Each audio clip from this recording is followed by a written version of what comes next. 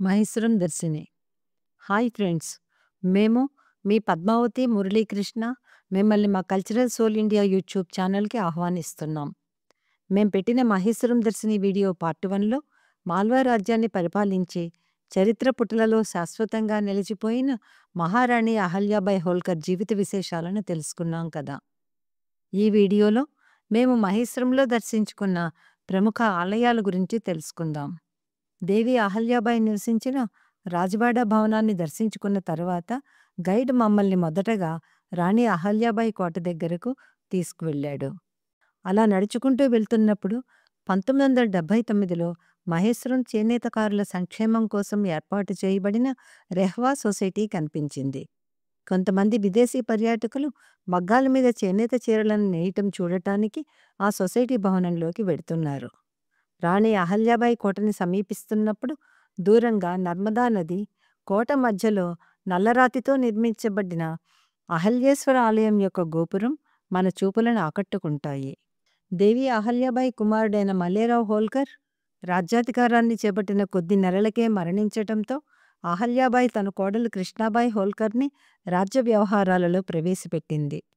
కుమార్తె ముక్తాబాయి కుమారుడైన నాథూరాం ఫన్సే కూడా మరణించటంతో అహల్యాబాయి మాల్వా రాజ్యానికి రాణిగా పదవీ బాధ్యతలను చేపట్టింది. దేవి అహల్యాబాయి రాజకీయ చతురతకి, శివభక్తికి, నిస్వార్థ సేవాగుణానికి ముగ్ధురాలైన కృష్ణాబాయి హోల్కర్ అత్తగారి పట్ల ఎనలేని గౌరవం పెంచుకుంది. దేవి అహల్యాబాయి ప్రజల మనస్సులో చిరస్మరణీయంగా ఉండాలన్న ఉద్దేశంతో కృష్ణాబాయి హోల్కర్ ఆమె మీద గౌరవంతో అహిల్యేశ్వర ఆలయంని నిర్మించింది. పైనుంచి చూస్తుంటే అహిల్యేశ్వర ఆలయం లోపల చక్కటి శిల్పాలు చెక్కిన ప్రధాన ద్వారం, ఆ ద్వారానికి రెండు పక్కల 2 పెద్ద పెద్ద దీపస్తంభములు, ఎత్తైన రాతి అరుగు మీద కట్టిన ప్రధాన ఆలయం కనిపించాయి. అహల్యాబాయి కోటలోకి అడుగుపెట్టగానే ఎదురుగా ఎన్నో చిన్న చిన్న కట్టడాలు కనిపిస్తాయి. నవంబర్ 16, 2023 సంవత్సరంలో నర్మదా నది చరిత్రలోనే అతిపెద్ద వరద రావటంతో కోట లోపల ఇప్పుడు మనం నిలబడి ఉన్న ప్రదేశం వరకు వరద నీరు ప్రవేశించిందనటానికి గుర్తుగా ఒక బోర్డు ఏర్పాటు చేశారు. ఆలయంలోకి ప్రవేశించి మెట్లు ఎక్కి పైకి వెళ్ళగానే తెల్లటి పాలరాతితో నిర్మించిన అందమైన నంది విగ్రహం గర్భగుడిలో ప్రతిష్ఠించబడిన అహల్యేశ్వరుడిని చూస్తూ కనిపిస్తుంది. గర్భగుడిలో శివలింగంకి వెనుక భాగంలో అహల్యాబాయి విగ్రహం ప్రతిష్ఠించగా ఎడమ పక్కన గణేష్ విగ్రహం, కుడిపక్కన పార్వతీదేవి విగ్రహం ప్రతిష్ఠించబడి భక్తుల పూజలు అందుకుంటున్నాయి. రాణి అహల్యాబాయికి ఉన్న శివభక్తిని ప్రతిబింబిస్తూ మరాఠా శిల్పశైలిలో నిర్మించబడిన ఈ ఆలయంలో నేటికీ అహల్యేశ్వరుడి రూపంలో ఉన్న మహాశివుడికి నిత్య పూజలు జరుగుతున్నాయి. కోట బయటికి రాగానే ఎదురుగా శివుడి కుమార్తె అయిన నర్మదా నది, నది ఒడ్డున భక్తులు స్నానాలు చేయటానికి వీలుగా రాతి మెట్లతో నిర్మించిన ఘాట్ కనిపిస్తుంది. అహల్యాబాయి కోట మీద నిర్మించిన వ్యూ పాయింట్ నుంచి చూస్తే తూర్పు, పశ్చిమ దిశలుగా ప్రవహిస్తున్న నర్మదా నది మీద సూర్యోదయం, సూర్యాస్తమయం కూడా కనబడతాయి. దూరంగా నర్మదా నది మధ్యలో ఒక ద్వీపంలో నిర్మించబడిన దేవాలయం కనిపిస్తోంది కదా! ఈ ఆలయంలో నర్మదా నదిలో లభించే బాణలింగం అని పిలువబడే ప్రత్యేక శిలలని బాణేశ్వరుడు అనే పేరుతో పూజిస్తారు. మహేశ్వరునికి అంకితంగా నిర్మించబడిన ఈ బాణేశ్వర ఆలయంను కూడా రాణి అహల్యాబాయి హోల్కర్ పాలనలో నిర్మించారని భావిస్తారు. బాణేశ్వర ఆలయం అని పిలువబడే ఆలయం దగ్గరికి వెళ్ళటానికి మహేశ్వరం ఫోర్ట్ దగ్గర నుంచి పడవలు ఉంటాయి. మణికర్ణిక, PS2 సినిమాలని ఈ అహల్యాబాయి కోటలోనే చిత్రీకరించారు. PS2 సినిమాలో గూఢచారిలా వచ్చిన కార్తీని రాజకుమారి త్రిష కలుసుకున్న సన్నివేశాన్ని నది మధ్యలో ఉన్న ఈ ఆలయం దగ్గరే షూట్ చేశారు. ఈ సినిమాలోని ఎన్నో సన్నివేశాలని అహల్యాబాయి ఫోర్ట్ దగ్గర, నర్మదా నది ఘాట్ దగ్గర చిత్రీకరించారు. రాణి అహల్యాబాయి ఫోర్ట్ నుంచి బయలుదేరి మేము అక్కడికి సమీపంలోనే ఉన్న శ్రీ రాజరాజేశ్వర సహస్రబాహు ఆలయ సమూహంకి చేరుకున్నాము. రాజరాజేశ్వర మందిరంలో ప్రధాన దేవుడు శ్రీ మహావిష్ణువు చేతిలో ఉండే సుదర్శన చక్రం యొక్క అవతారమైన కార్తవీర్యార్జునుడు లేదా సహస్రబాహు అర్జునుడు. త్రేతాయుగంలో మాహిష్మతిని పరిపాలించిన సహస్రబాహు కార్తవీర్యార్జునుడు మహాబలవంతుడైన క్షత్రియ రాజు. ఒక రోజున తన 500 మంది భార్యలు జలకాలాడటానికి వీలుగా కార్తవీర్యార్జునుడు నర్మదా నది ప్రవాహంకి తన చేతులను అడ్డుపెట్టి ఒక తటాకాన్ని ఏర్పాటు చేస్తాడు. అదే సమయంలో ఆకాశ మార్గాన వెడుతున్న రావణాసురుడు కింద నీటి ప్రవాహం లేక ఎండిపోయి ఉన్న నర్మదా నదిని చూసి కిందకి దిగి నదీ గర్భంలో ఒక సైకతలింగంని ఏర్పాటు చేసి శివపూజ చేస్తుంటాడు. భార్యలు జలకాలాట ముగించుకొని నీటి లోపల నుంచి బయటికి రాగానే కార్తవీర్యార్జునుడు నీటి ప్రవాహానికి చేతులు అడ్డు తీయటంతో నదీ ప్రవాహం ఉధృతికి రావణాసురుడు పూజ చేస్తున్న సైకతలింగం కొట్టుకుపోతుంది. అందుకు కోపించిన రావణాసురుడు కార్తవీర్యార్జునుడితో యుద్ధం చేసి ఓడిపోయి అతని చేతిలో బందీ అయిపోతాడు.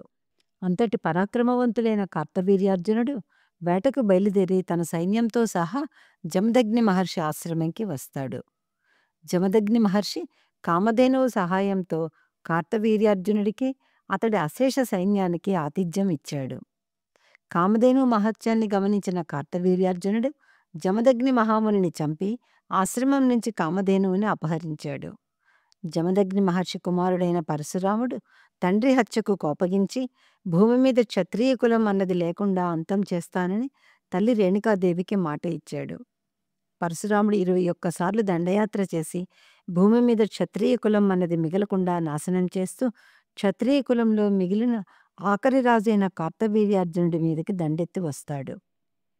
విష్ణుమూర్తి చేతిలోని సుదర్శన చక్రం అవతారమైన కార్తవీర్యార్జునుడితో సాక్షాత్తు శ్రీ మహావిష్ణువు యొక్క 6వ అవతారమైన పరశురాముడు యుద్ధం చేస్తుండటంతో ఆ యుద్ధంని ఆపటానికి మహాశివుడు వారి ముందు ప్రత్యక్షమవుతాడు. కార్తవీర్యార్జునుడు మరణించితే విష్ణుమూర్తి చేతిలో ఉండవలసిన సుదర్శన చక్రం అంతం అయిపోతుంది. కార్తవీర్యార్జునుడిని చంపకపోతే పరశురాముడు తల్లికి ఇచ్చిన మాట తప్పినవాడు అవుతాడు. అందువల్ల కార్తవీర్యార్జునుడు మహాశివుడిలో ఐక్యమైపోతే భూమి మీద క్షత్రియ కులం నాశనం అయిపోతుంది కనుక పరశురాముని ప్రతిజ్ఞ నెరవేరుతున్నట్లు అవుతుంది. కార్తవీర్యార్జునుడు మరణించలేదు కనుక లోక సంరక్షణార్థం సుదర్శన చక్రం మహావిష్ణువు చేతిలోనే ఉంటుంది అని చెప్పాడు. అందుకు అంగీకరించిన కార్తవీర్యార్జునుడు మహాశివుడిలో ఐక్యమైన తర్వాత మహాశివుడు అక్కడే భూమిలోకి అంతర్ధానం అయిపోతాడు. భూమి మీద క్షత్రియ కులం అన్నది లేకుండా చేస్తానని తల్లికి ఇచ్చిన మాట నెరవేరిందన్న సంతోషంలో పరశురాముడు ఈ ప్రదేశంలో కార్తవీర్యార్జునుడు ఐక్యమైన శివలింగంని రాజరాజేశ్వరుడి పేరు మీద ప్రతిష్ఠించాడు. అందువల్లనే ఈ ఆలయంలో పరశురాముని చేత ప్రతిష్ఠించబడిన శివలింగంని దర్శిస్తే హరిహరులను ఒకేసారి దర్శించుకున్నట్లని భక్తులు భావిస్తారు. ఈ ఆలయం యొక్క గర్భగుడిలో శివలింగం వెనుక స్వచ్ఛమైన నేతిలో వెలిగించిన 11 అఖండ దీపాలు గత 500 సంవత్సరాల కంటే ముందు నుంచి వెలుగుతూనే ఉన్నాయని చెబుతారు.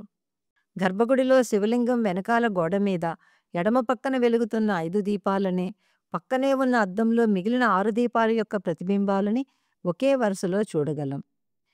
ఈ ఆలయ సమూహం మధ్యలో మహాశివుడి ఆలయం, దాని చుట్టూ విష్ణుమూర్తి, మహిషాసురమర్దిని, లక్ష్మీదేవి, సరస్వతీదేవి, గణపతి, నవగ్రహ, సూర్యనారాయణమూర్తి ఆలయాలు ఉన్నాయి.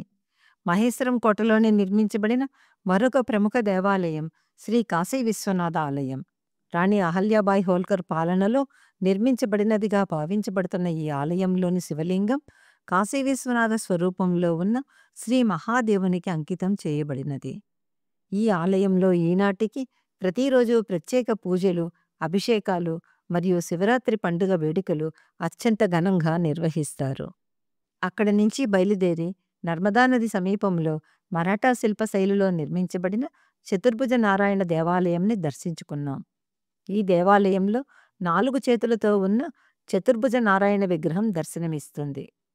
విష్ణు జయంతి మరియు దీపావళి వంటి ఉత్సవాల సమయంలో పెద్ద సంఖ్యలో విష్ణు భక్తులు ఇక్కడికి వస్తారు.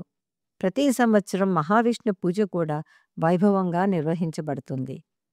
మహేశ్వరంలోని అన్ని ముఖ్యమైన ప్రదేశాలను చూసిన తర్వాత మేము మహేశ్వరం చీరలను కొనటానికి ఒక షాపుకి వెళ్ళి నచ్చిన చీరలను కొనుక్కొని టాక్సీలో మండూ పట్టణానికి బయలుదేరాము.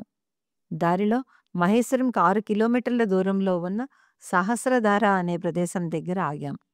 ఆ ప్రదేశంలో నర్మదా నది రాళ్లను చీల్చుకుంటూ వేల కొద్దీ ధారల రూపంలో ప్రవహిస్తూ ఉంటుంది. అందుకే ఈ ప్రదేశానికి సహస్రధార అని పేరు వచ్చింది. నర్మదా నదికి వరదలు వచ్చినప్పుడు ఈ ప్రదేశంలో తెల్లటి నురుగులు కక్కుతూ ప్రవహించే సహస్రధారలను చూడటానికి పర్యాటకులు పోటెత్తుతారని స్థానికులు చెప్పారు. ఆ రాళ్ళకి అడ్డం పడి నడుచుకుంటూ నది దగ్గరికి వెళ్ళాలని అనుకోవటం కొంచెం ప్రమాదకరమైన ఆలోచనే అని చెప్పాలి. అలాంటి ఆలోచన మాకు లేదు కనుక మేము తిరుగు ప్రయాణం మొదలుపెట్టి మెయిన్ రోడ్డు మీద ఉన్న ఏకముఖి దత్త ఆశ్రమంకి వెళ్ళాము. ఆశ్రమం యొక్క ముఖద్వారం చాలా అందంగా ఉంది. లోపల కార్ పార్కింగ్ చేసుకోవటానికి విశాలమైన స్థలం కూడా ఉంది. శివదత్త ధామం అని పిలువబడే ఈ ఆలయం దత్తాత్రేయుడికి అంకితం చేయబడింది. ఈ ఆశ్రమంలో ఏకముఖి దత్త ఆలయంతో పాటు నర్మదామాత ఆలయం, గణేష్ ఆలయం కూడా ఉన్నాయి. శ్రీ క్షేత్ర నారాయణపూర్ సద్గురు శ్రీ నారాయణ్ మహారాజ్ కట్టిస్తున్న 4 దత్త ధామాలలోనూ శివదత్త ధామం అని పిలువబడే ఈ ఏకముఖి దత్త ఆశ్రమం ఒకటి. శ్రీదత్త ధామం చూసిన తరువాత మా ప్రయాణం మధ్యప్రదేశ్ రాష్ట్రంలోని హిల్ స్టేషన్ అయిన మండు వైపుకి కొనసాగింది. మేము తర్వాత పెట్టబోయే మండు దర్శిని వీడియోలో మండు పట్టణంని దర్శించుకుందాం. మేము దర్శించిన ప్రముఖ పుణ్యక్షేత్రాల యొక్క ఆధ్యాత్మికత మరియు చారిత్రాత్మక విశేషాలను వివరిస్తూ మా కల్చరల్ సోల్ ఇండియా యూట్యూబ్ ఛానల్లో పోస్ట్ చేసిన వీడియోలను చూసి మీ అభిప్రాయాలను కామెంట్స్ రూపంలో తెలియజేసి మా ఛానల్ని తప్పక సబ్స్క్రైబ్ చేసుకోండి.